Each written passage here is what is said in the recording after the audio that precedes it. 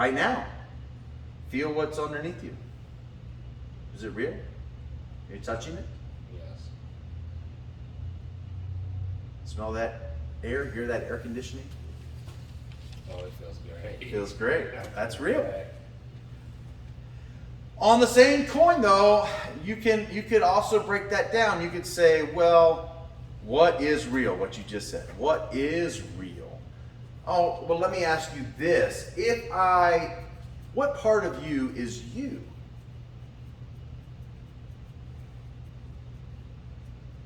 Is your arm you? I would hope so. Well, if your arm got cut off, are you going to be not you anymore? No. You'd still be you. If you lost your arm and your leg, are you still going to be you? Yeah. Heart and brain. Your heart and brain. You might say your heart and brain, but what part of your brain makes you you? Is it your memories? I think it's your spirit. Your spirit? But where's that? Huh? That's what's inside of you. I don't know where it is. That's what's inside of you. What's inside of you, but what is that? Where is it? Unless you're astral traveling. Can you point to it? And why do we say my hand? As if it is a separate entity from us. My hand is right there. Instead of saying, I am there. Well, what is real? My hand. Or, I am right there. So this is like another question we could explore. Who is the you that is here right now? Where are you? Who are you? Where are you in this? Because are you your nose? Well, are you? If I cut off your nose, are you still going to be you? Then where are you? What part of the brain are you? What section of the brain exists? Everything You. that makes up a person is water. It's like we're like 85% water, right? 70% water. So, Are you saying we're the elements? or the elements, yeah. Where?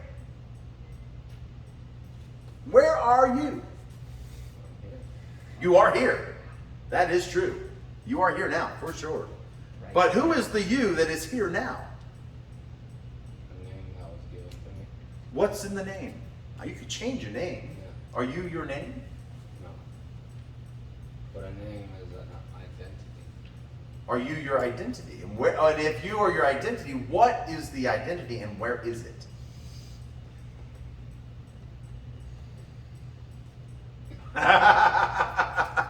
Right?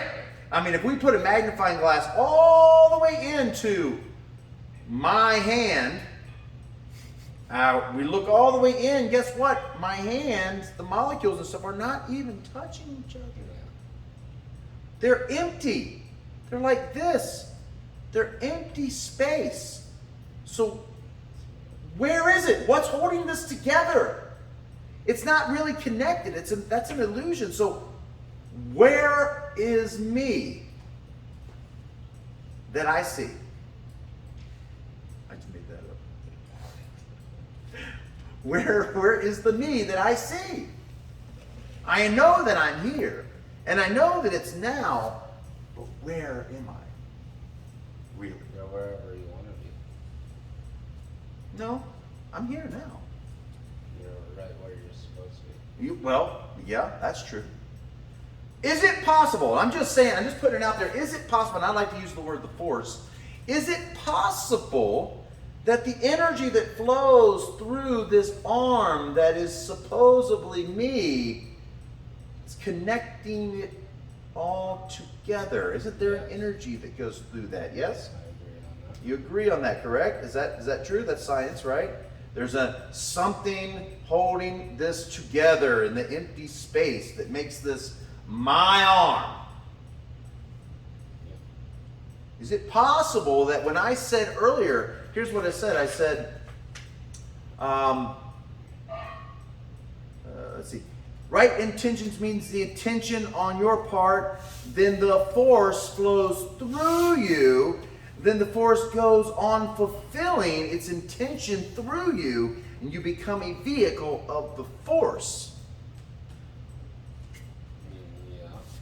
So doesn't it stand to logic, if the force is going through you, if this is me that I see that is not connected by anything but the energy, then perhaps what I am, in a grander sense of, is the whole. Yep. The totality of the universe. The energy. See, because you can't destroy energy, can you? Energy only does what? Changes and disperses. It moves, but you can't destroy it. So this is why no ill will. Because if I am the force, that means you are also the force. And you are the force. And you are the force. Why would I want to have ill will against the very thing that I am? Because you're a Sith. I'm not a Sith. No, I'm Because why would you have ill will against what you are? And you say, well, I'm not him.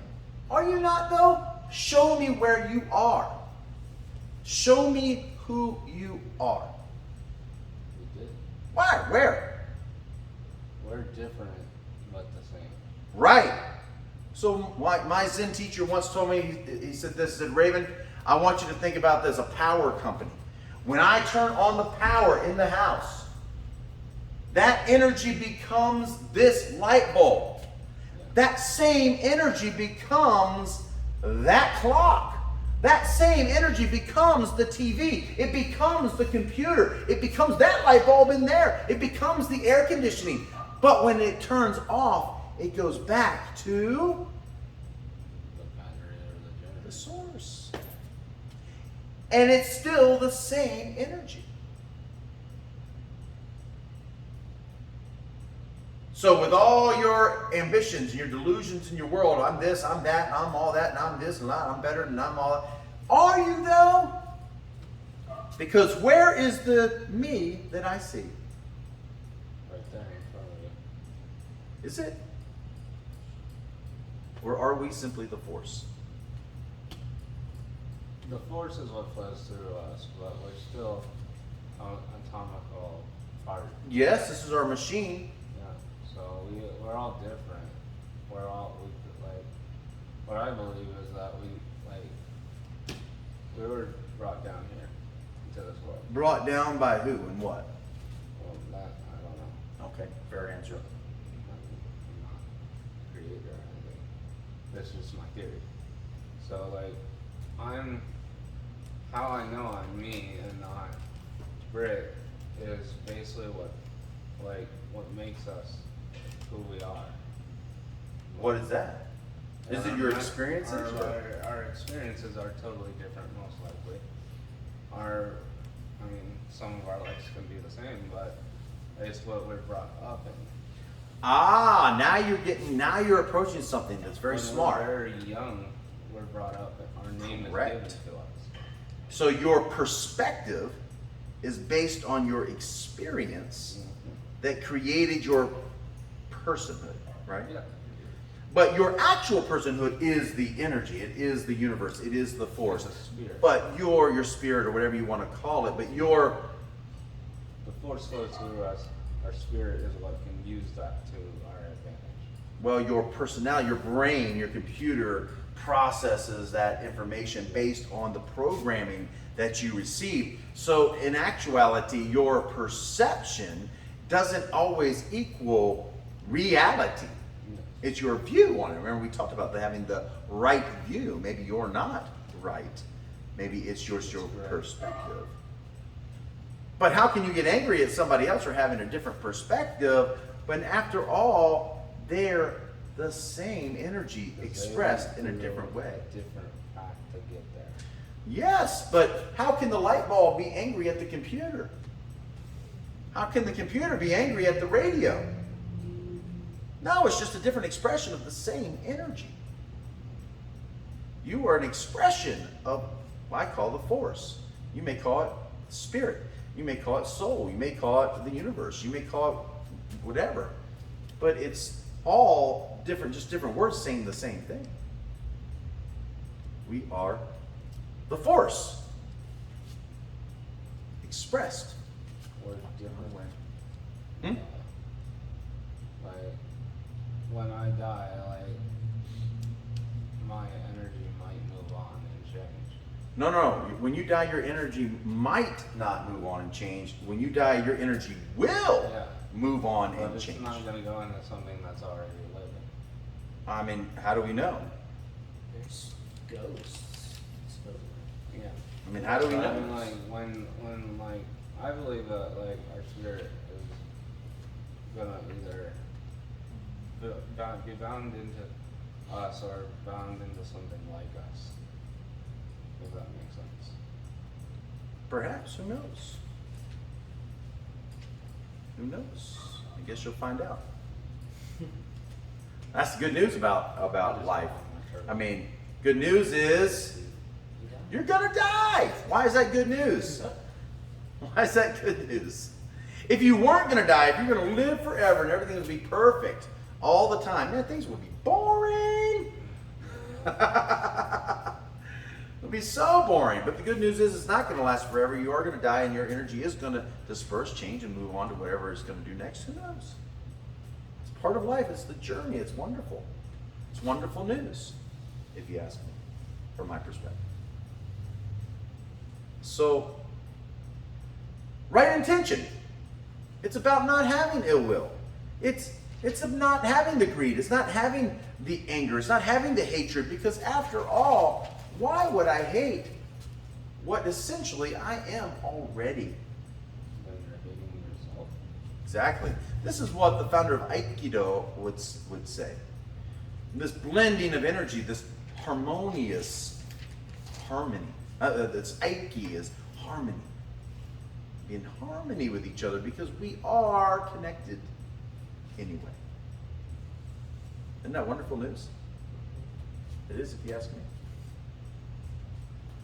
So, thoughts, questions, I right intention. don't like. You don't agree? I don't agree with like we're all the force. I think we're all. I get the whole scenario with the light bulb and stuff, but you can have different energies into different things. Like what?